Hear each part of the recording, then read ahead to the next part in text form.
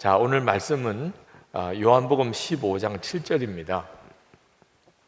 요한복음 15장 7절 한 절 말씀만 우리 같이 보겠습니다. 다 함께 한 목소리로 읽겠습니다. 너희가 내 안에 거하고 내 말이 너희 안에 거하면 무엇이든지 원하는 대로 구하라. 그리하면 이루리라. 아멘. 이번에 캐나다에 가게 된 이유가 이면수 목사님이 담임하시는 큰빛교회 부흥회 때문입니다. 근데 그 교회에서 부흥회 요청을 몇 번 해오셨어요. 근데 제 일정을 맞추기가 어려워서 그동안에는 섬기지를 못하다가 작년에 큰빛교회 집회를 가기로 결정을 했습니다. 우리가 매일 이면수 목사님 석방을 위해서 기도하고 있는데 그 교회 교우들에게는 얼마나 큰 기도 제목이겠는가. 그래서 그 교우들하고 함께 이면수 목사님의 석방을 기도해야 되겠다, 그런 마음이 들어서 그렇게 섬기겠다고 약속을 드렸고, 날짜를 부흥회가 하기에는 좀 적절치 않은 날짜긴 합니다만 토론토 코스타가 열리는 때에 맞춰서 집회와 코스타를 섬기겠다고 하셔서 부흥의 날짜와는 좀 잘 안 맞는 날짜에 집회가 약속이 되었습니다. 이면수 목사님 사모님이 저희 교회에 나오고 계셨는데 그때 그 말씀을 드렸어요. 우리가 그때 큰빛교회 부흥회를 할 때 이면수 목사님도 그 자리에서 함께 할 수 있기를 위해 기도합시다. 근데 정말 그렇게 되었습니다. 부흥회가 있기 바로 전주에 석방이 되셔서 캐나다에 도착을 했고, 또 저희들이 가서 이면수 목사님을 만나 뵙고 그런 아주 특별한 경험을 저도 했어요. 가장 중요한 것은 기도가 응답이 되었다는 기쁨입니다. 정말 기도가 응답이 되는구나. 우리가 이렇게 매일 기도하고 매주 기도하고 그 1년 반이나 우리가 공개적으로 기도를 해왔던 그 기도가 그렇게 응답이 되는 것을 보고 너무너무 감격스러웠어요. 석방 되신 것도 너무 귀하고 기쁘지만 기도 응답에 대한 체험이 참 이렇게 귀하고 좋은 거구나, 그런 생각을 했습니다. 그런데 기도했기 때문에 이면수 목사님이 석방되었다고 다 믿는 건 아니더라고요. 그게 다 정치적으로 외교적으로 다 뒤에 이면에 어떤 작업이 진행이 돼서 석방이 된 거지, 꼭 그렇게 기도했기 때문에 석방이 된 거 아니지 않겠느냐고 생각하는 이들도 상당히 많이 있습니다. 그 차이는요, 기도를 했느냐 안 했느냐의 차이인 것 같아요. 이면수 목사님 석방을 위해서 실제로 기도한 사람은 이거 정말 놀라운 하나님의 역사구나, 그런 마음이 조금도 의심 없이 일어납니다. 근데 실제로 기도를 안 한 사람은 그런 일이 일어나도, 하나님이 역사하신 일이 일어나도 이게 그건가 아닌가 계속 마음은 흔들려요. 하나님이 지금도 놀랍게 일하시지만 그 하나님의 역사를 보는 사람이 있고 보지 못하는 사람이 있습니다.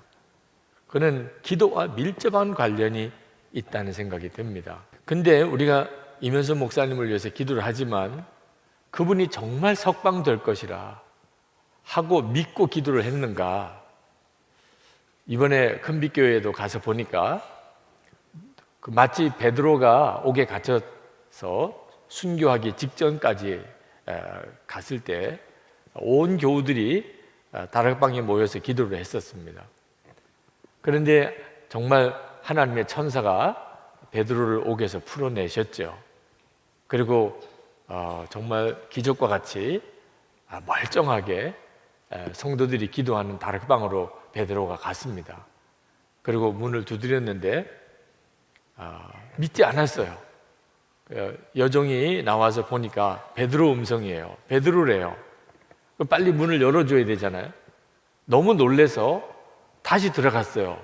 그래서 기도하는 성도들에게 바깥에 베드로가 왔다고, 다들 정신 나간 소리라고 믿지 않았어요. 기도는 그렇게 하고 있으면서. 이번에 큰빛교회 가서 거기서도 비슷한 느낌을 받았습니다. 다 다들 믿어지지 않는데 기도를 해놓고 석방하게 해달라고 우리보다도 훨씬 더 간절한 마음으로 기도를 했죠. 그런데도 막상 석방돼서 캐나다에 이면수 목사님이 건강한 모습으로 도착을 하는 것을 보고는 다들 꿈꾸는 것 같았다. 여러분, 이런 기도도 응답을 받는 건가요? 아니, 기도를 하면 믿음으로 기도를 해야 응답을 받는 거잖아요. 그런데 믿지도 않는 기도는 하긴 하지만 정말 이루어질 것이라고 믿지도 못하는 기도에 하나님이 응답을 하신 걸까? 이런 생각이 잠깐 들었습니다. 이게 뭐지? 이런 생각이 들었어요.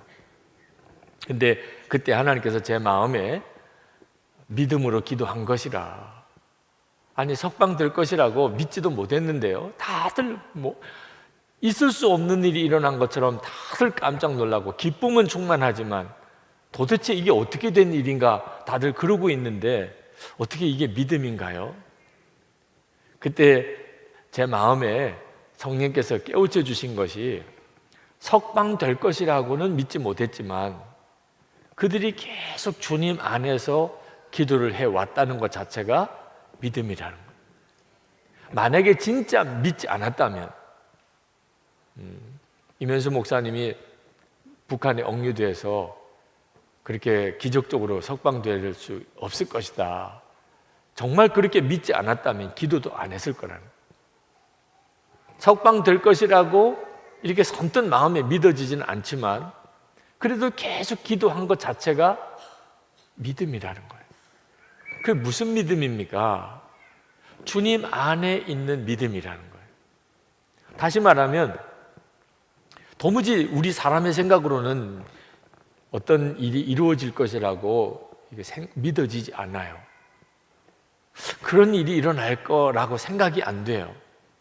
그런데 주님 안에 있으면 자꾸 그 기도를 하게 하세요.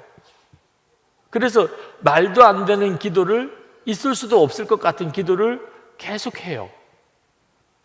우리에게 이런 기도가 많습니다. 실제로 제가 이면수 목사님을 위해서 기도를 시작을 했지만 기도가 한 1년 반 정도 이렇게 가면서 매 주일마다 우리 하나님 앞에 결단하는 기도의 시간에 이면수 목사님과 북한에 억류된 분들을 위해서 기도를 합니다. 그때 제 마음속에도 그런 생각이 듭니다. 이거 언제까지 해야지? 이거 언제까지 해야 되는 거야? 기도할 제목이 여러 가지 많잖아요. 그런데 꼭 이 기도를 꼭 빠뜨리지 않고 기도를 해야 돼? 교우들이 뭐라고 생각할까? 교우들은 이제 더 이상 이런 기도에 대해서 식상하지 않을까? 응답되지 않는 것 같은 기도를 계속 해야 될 이유가 있을까? 매일 합심 기도문에 그 이면수 목사님의 이름을 거기에 기록할 때 그때마다 이 기도는 언제까지 해야 되는 거야? 그런 생각이 저에게도 있었어요. 그런데 그래서 뺄까 이렇게 생각하면 주님께서 기도를 하라고 하시는 겁니다. 성도들이 이제는 이 기도에 좀 지겹게 생각할 것 같다. 그래도 주님은 기도해라. 그래서 주 안에서 사실 기도한 겁니다. 주 안에서. 근데 제 생각으로, 제 판단으로 그러면 이만큼 기도했으면 됐지. 언제까지 이 기도만 붙잡고 갈 거야. 그럴 수도 있었는데 주님 안에서 이 문제를 놓고 기도하면 기도하라는 거예요. 계속 주일마다 기도하고 그리고 매일 기도하라는 거예요. 어떤 일이 이루어질 거라고 믿지 못했지만 주님 안에서 기도해야 되는 거구나. 그것도 큰 믿음인 것입니다. 예수님께서 요한복음 15장 7절에 너희가 내 안에 거하고 내 말이 너희 안에 거하면 무엇이든지 원하는 대로 구하라. 그리하면 이루리라.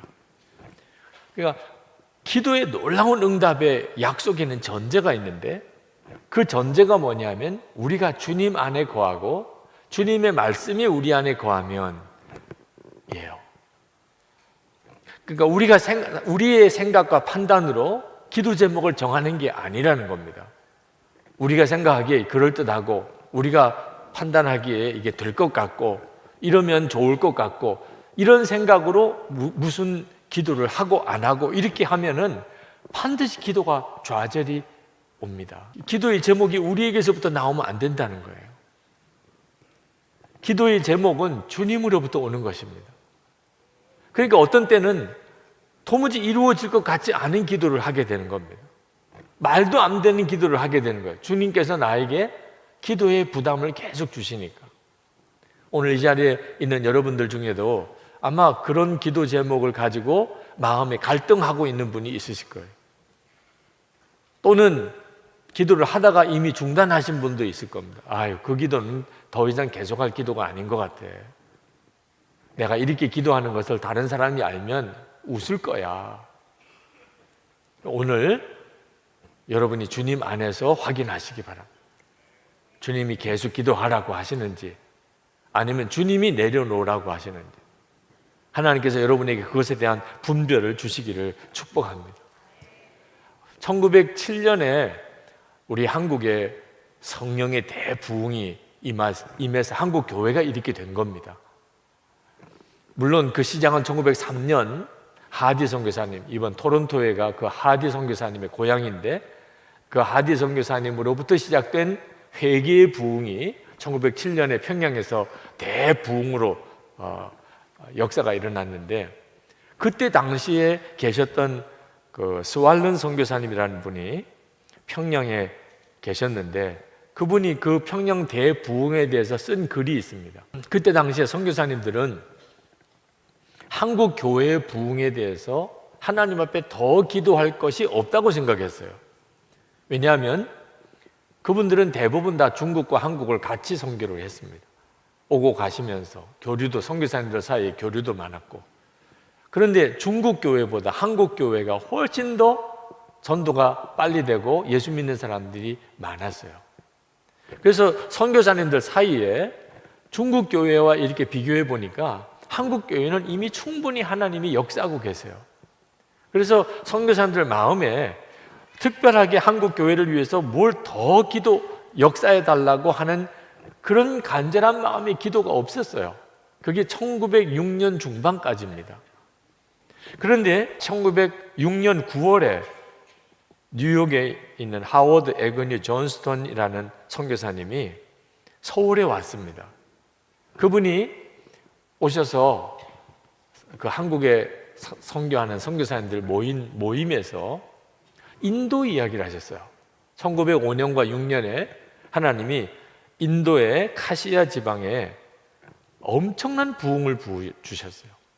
그래서 그 부흥의 기간 동안에 8,200명이나 되는 사람들이 세례를 받는 일도 일어나고 그리고 인도 곳곳에 교회가 세워지는 큰 부흥이 일어났다는 이야기를 전해 주었습니다.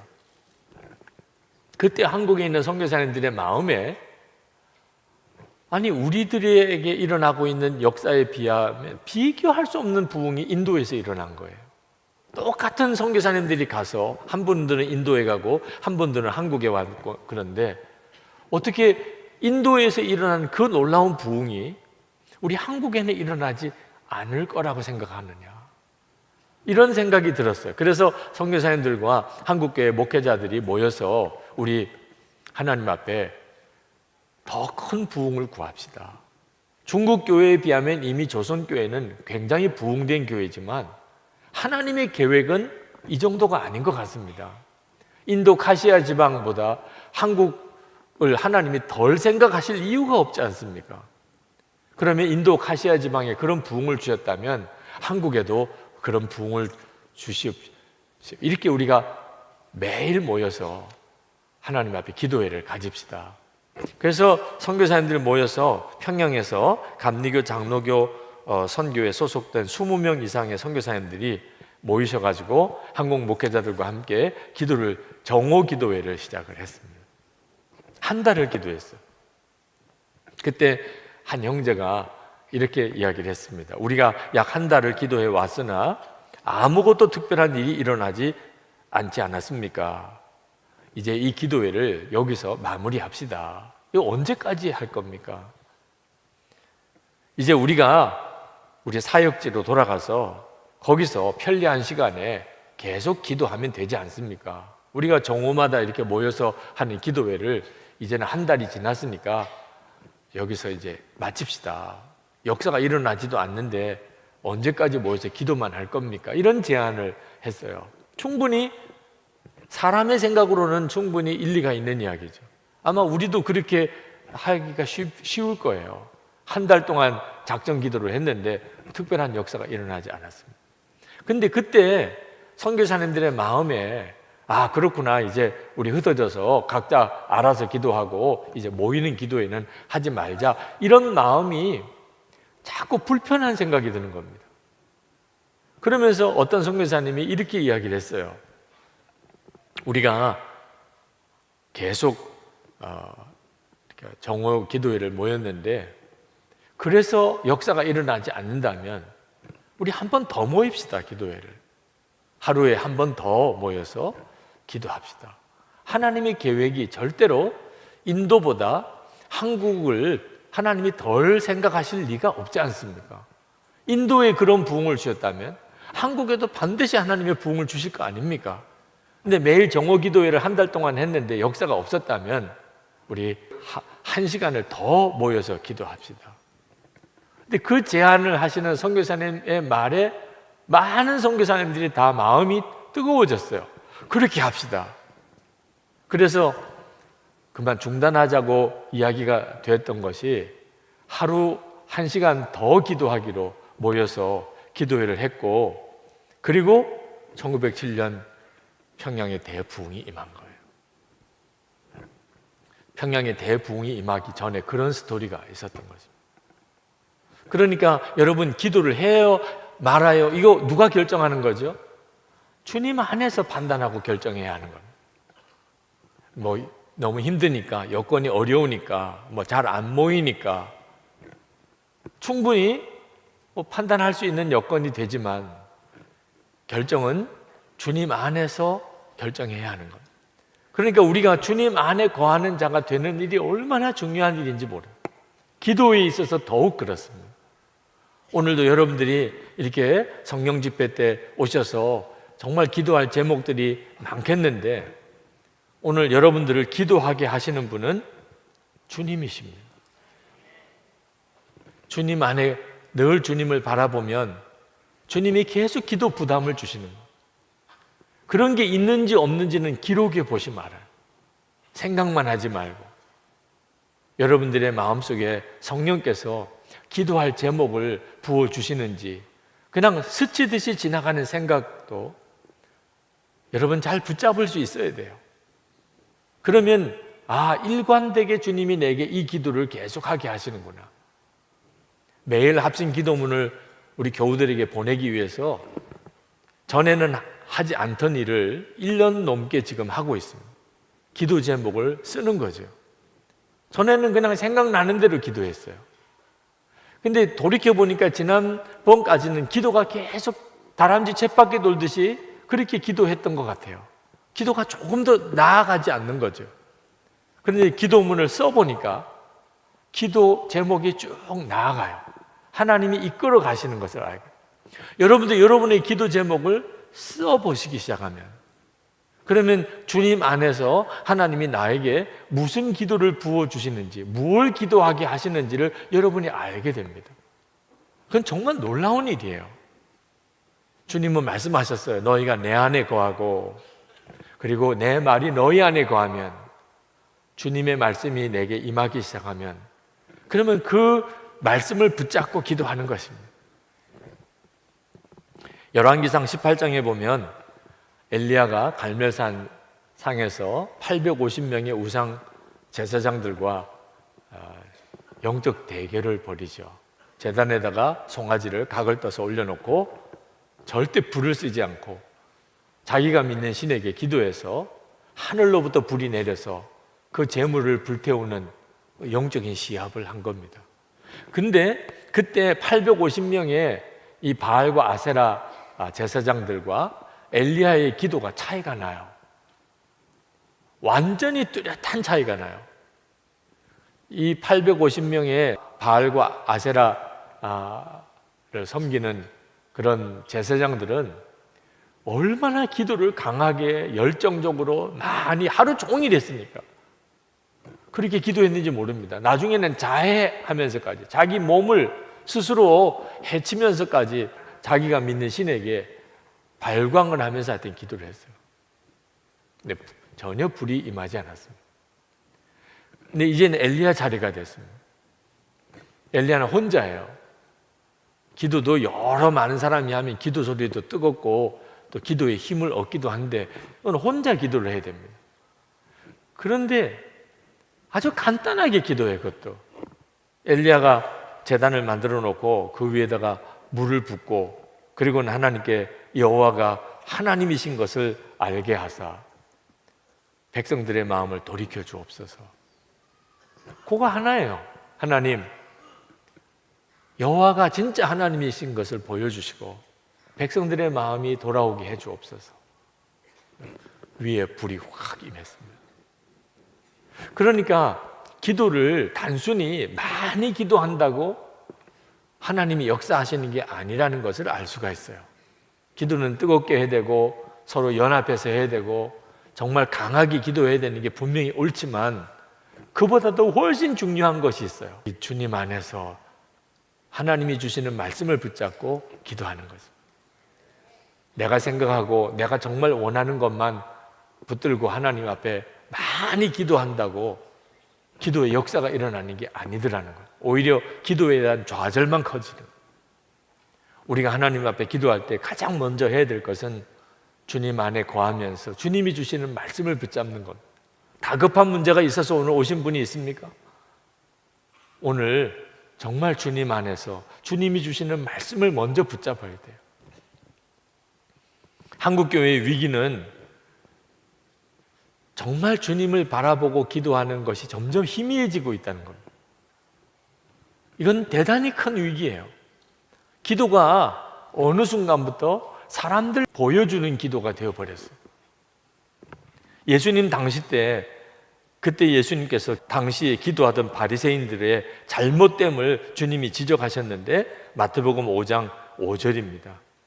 또 너희는 기도할 때 외식하는 자와 같이 하지 말라. 그들은 사람에게 보이려고 회당과 큰 거리 어귀에 서서 기도하기를 좋아하느니라.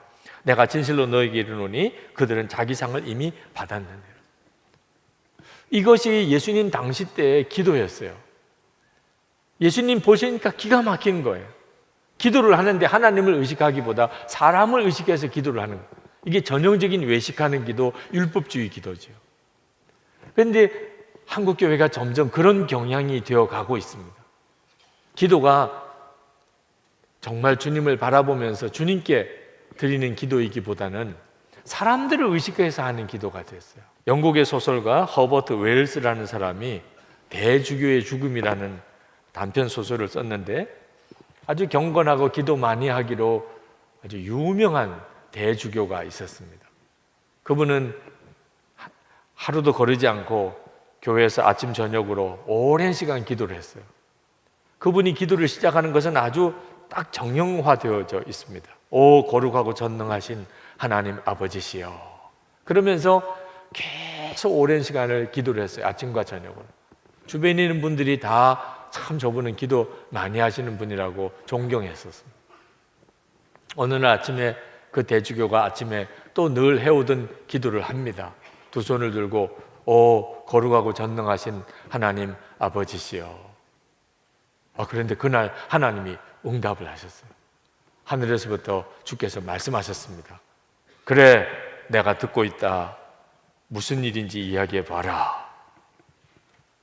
대주교가 얼마나 놀랐는지 뒤로 자빠져서 죽었어요. 물론 풍자이죠. 얼마나 당시에 성직자들이 형식적인 기도, 사람에게 보여주려는 기도, 사람들의 칭찬받으려는 기도 그렇게 드리는가에 대한 풍자하는 소설이지만 우리들에게 계속해서 하나님께서 말씀하시는 메시지이기도 합니다. 실제로 우리가 교회 안에서 기도를 하다 보면 때때로 이분이 진짜 하나님에게 기도하는 건지 우리 들으라고 기도하는 건지 모를 기도가 있어요. 예를 들면 이렇습니다. 하나님, 우리가 정말 사랑해야 된다는 것을 깨닫게 해주시고, 우리가 용서해야 된다는 걸 깨닫게 해주시고, 우리가 전도해야 된다는 걸 깨닫게 해주시고, 우리가 하나님 앞에 헌신해야 된다는 걸 깨닫게 해 주옵소서.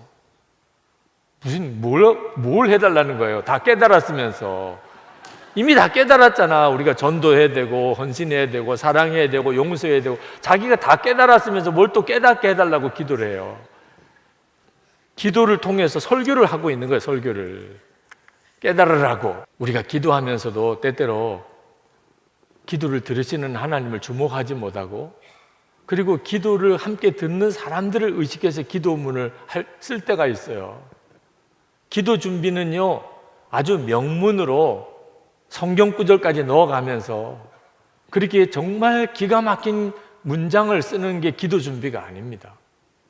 하나님 앞에서는 절대로 그렇게 기도를 못해요. 꼭 그게 나쁜 것이라고 말하기는 좀 아직도 제가 마음에 정리는 안 됐지만, 어떤 때는 기도할 때 성경 구절을 인용하는 분도 있어요.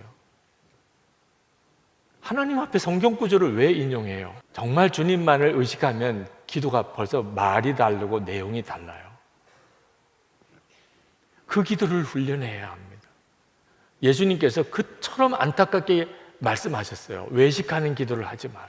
주님께서 말씀하신 기도는 골방 기도예요. 마태복음 6장 6절에 너는 기도할 때 내 골방에 들어가 문을 닫고 은밀한 중에 계신 내 아버지께 기도하라. 은밀한 중에 보시는 내 아버지께서 갚으시리라. 예수님께서 말씀하신 것은 아무도 보지 않는 골방에 들어가라는 의미가 아니고 하나님을 의식해서 기도하라. 오늘 이 자리에 우리가 다 함께 모여서 기도하지만 한 사람 한 사람은 다 골방 기도를 할 수 있어요. 내가 기도하는 것을 다른 사람이 보지 않겠나? 그건 중요한 문제가 아니에요. 여러분이 기도를 들으시는 하나님을 여러분이 주목해서 바라보게 되면 지금 이 자리가 그대로 골방이 됩니다. 초점은 기도를 들으시는 하나님이에요. 이것이 바로 너희가 내 안에 거하고 내 말이 너희 안에 거하면 라고 하시는 말씀입니다. 우리 중에 가장 고독하신 분이 저는 예수님이라고 생각합니다. 우리가 다 예수님의 이름으로 모였고 예수님의 이름으로 기도하고 주님께 간구하지만 실제로 우리 마음속에 예수님 그분을 원하는 마음보다는 내 문제를 해결하려고 하는 마음이 더 클 때가 있어요. 하나님께 기도하는 사람들의 문제 중에 가장 큰 문제가 기도를 들어주시는 그 하나님을 즐거워하기보다 내가 해결받아야 될 문제에 더 사로잡혀 있는 거예요. 그러니까 하나님께 기도를 하면서 정작 하나님은 외면하는 거예요. 하나님이 가장 무시당하는 거예요. 우리가 주의 이름으로 기도하고 주님께 간구하지만 우리 가운데서 주님이 어쩌면 가장 무시당하시는 분인지도 모릅니다. 담임 목사인 저는 주의 이름으로 이렇게 섰는데 그래도 성도들의 환영을 받고 그리고 또 위에서 섬겨주기도 하고 좋아하고 맞아주시지만 예수님도 그런 반응을 받으실까? 우리는 눈에 보이는 것만 보니까 보이지 않으시는 주님에 대해서는 아무 생각이 없을 때가 있어요. 내 기도하는 그 시간 그때가 가장 즐겁다 하는 찬송가가 있죠. 월퍼드라고 하는 목사님이 쓰신 찬양시입니다. 근데 이 월퍼드 목사님이 맹인이세요. 앞을 보지 못하는 분입니다. 근데 앞을 보지 못하지만 기도하는 시간이 그렇게 즐거웠어요.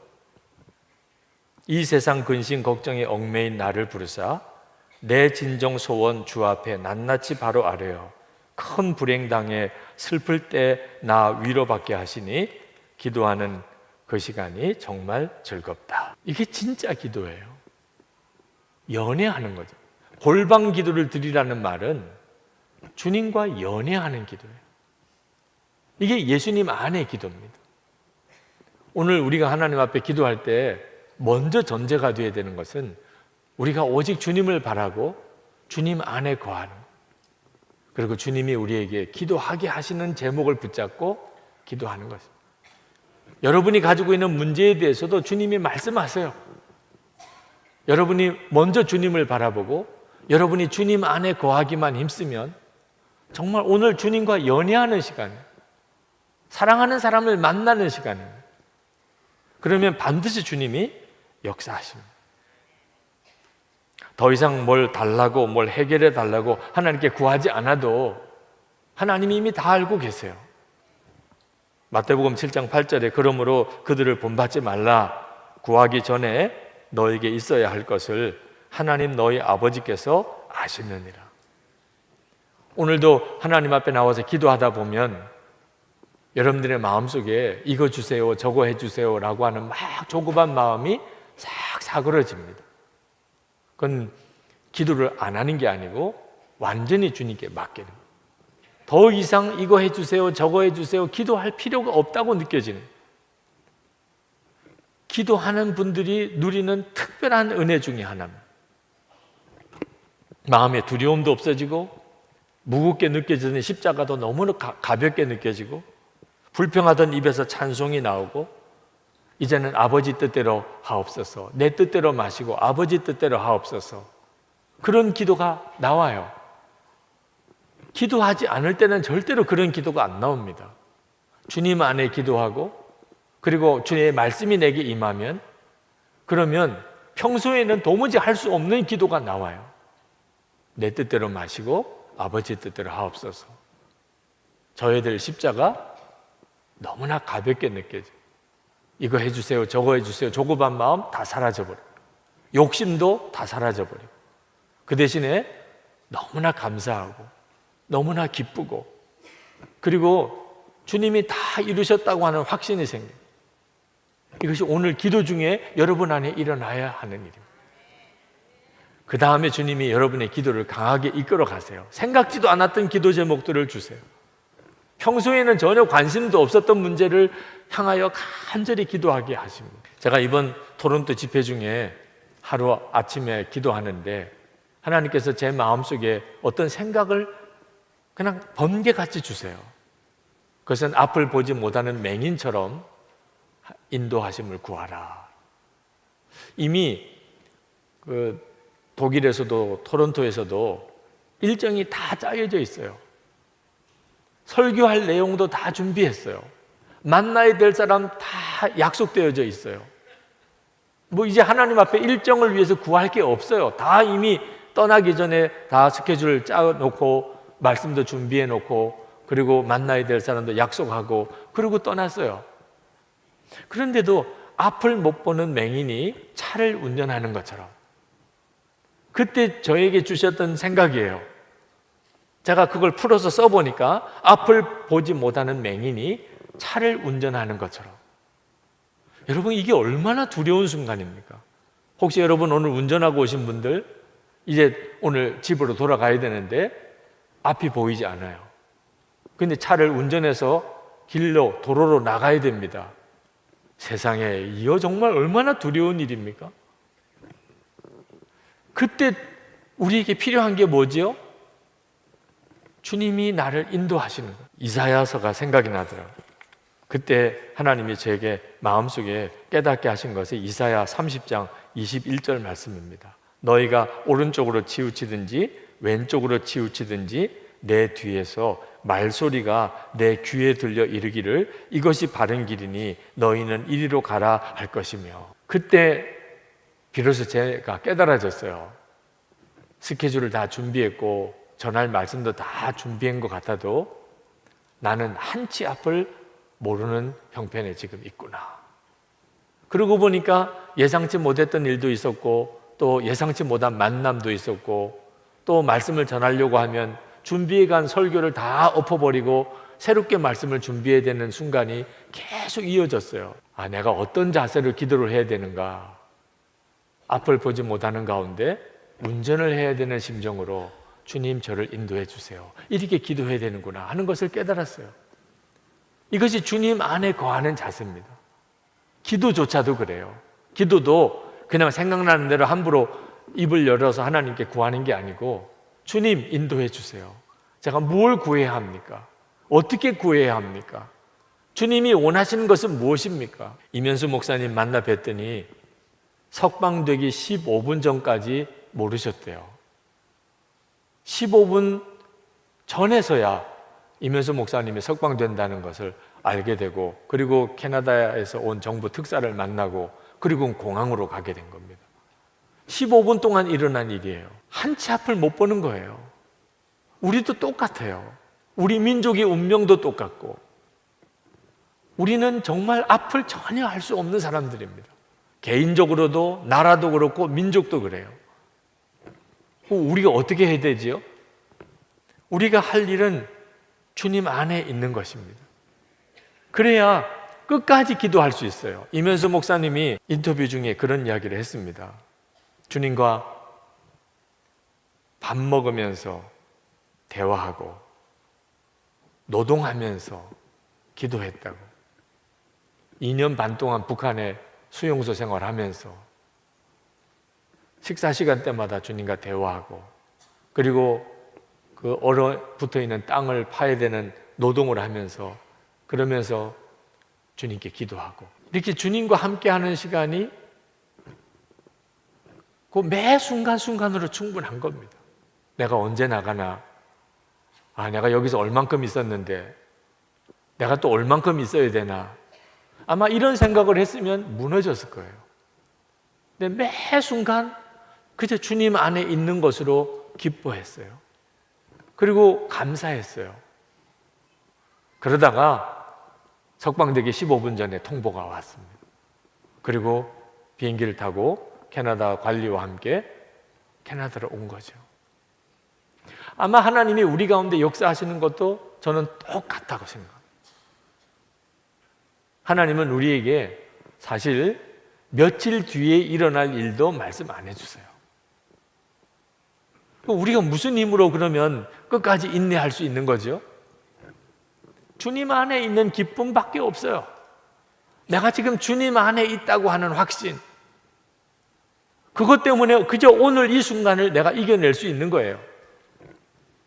그리고 하나님이 계속해서 우리에게 기도 제목을 부어주십니다. 한국교회 개혁을 위해서 우리가 매일 기도하잖아요. 세 번째 기도 제목입니다. 그런데 순간순간 마음에 좌절과 절망이 옵니다. 도무지 뭘 어떻게 할 방법이 없어요. 한국교회를 위해서 뭘 어떻게 해야 되나? 내가 뭐라고 도대체 한국교회를 개혁할 수 있겠나? 한국교회가 정말 새로워지고 정결해지고 성령으로 충만한 그런 역사가 진짜 일어날까? 하나님께서 제 마음속에 내가 섬기는 교회만이라도 잘 개혁되도록 그렇게 하라. 그렇구나. 한국교회를 개혁하는 것은 하나님께서 하실 일이고, 내가 할 일은 우리 교회만이라도 제대로 목회를 하는 것이구나. 그런데 또 좌절이 와요.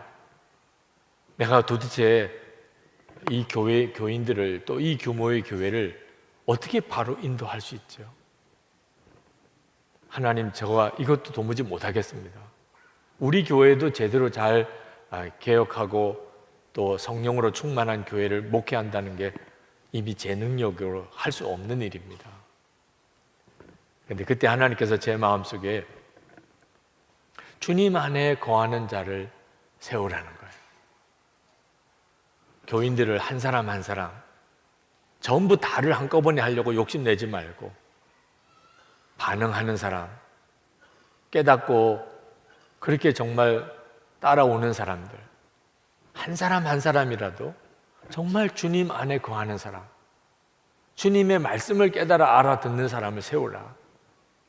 그런 사람을 계속 세워나가다 보면 하나님이 역사하실 때가 온다는 거예요. 그리고 그런 교회를 한 교회 한 교회씩 조급한 마음 갖지 말고, 그 규모가 작든지 크든지 정말 주님 안에 거하는 성도들이 모인 교회를 그렇게 세워가라. 그러면 그 다음엔 하나님이 하시는 거예요. 여러분, 여러분의 인생에 대해서 답답하십니까? 여러분의 능력과 또 여러분에게 맡겨진 영역이 아닙니다. 여러분이 할 수 있는 일은 하나밖에 없어요. 그러나 여러분이 주님 안에 거하기를 계속 힘쓰는 거예요. 어느 순간에나 주님 안에 거하는 것이 이제는 자연스러워지고 늘 익숙하고, 그리고 주의 말씀이 늘 마음에 거하고, 여러분이 그런 사람이 되기만 힘써 나가시면 그 다음엔 하나님이 하세요. 하나님은 기다리고 계세요. 제가 깨닫고 보니까 우리보다도 하나님의 마음이 더 간절하십니다. 우리 개인적으로나 우리 교회나 한국 교회나 전 세계 열방이나 하나님이 새 부흥을 주시는 일에 더 마음이 간절하세요. 근데 문제는 준비된 사람이 없어요. 정말 주님 안에 거하는 것이 준비된 사람, 하나님의 말씀을 받은 사람, 그래서 그 말씀을 붙들고 기도하는 사람이 너무 적은 거죠. 그러니까 하나님 역사를 못 하시는 거예요. 준비된 사람이 생기면 역사가 일어나는 걸 봅니다. 오늘 이 밤이 그리 되기를 축복합니다. 오늘 여러분의 마음속에 주님, 제가 정말 주의 마음을 품고 제가 주님 안에 거하고 주님이 제 말씀이 제 안에 거하는, 제가 그런 사람으로 제가 서기를 원합니다. 지금 현재의 형편과 환경에 대해서 내가 원망하거나 낙심하지 않고 저는 오직 주님만 바라봅니다. 그렇게만 할 것입니다. 제 눈을 열어서 주의 영광을 보게 해주시고 제 귀를 열어서 주의 음성을 듣게 해 주옵소서. 제가 그런 사람으로 꾸준히 서가기를 원합니다. 그리고 제 주변에 그렇게 믿음이 통하는 사람, 한 사람 두 사람씩 제가 함께 믿음으로 서로 연결해서 세워가겠습니다. 우리 가족들 한 사람 한 사람을 그런 가족으로 이렇게 세워가겠습니다. 그 다음엔 하나님이 하세요. 정말 놀라운 일을 하세요.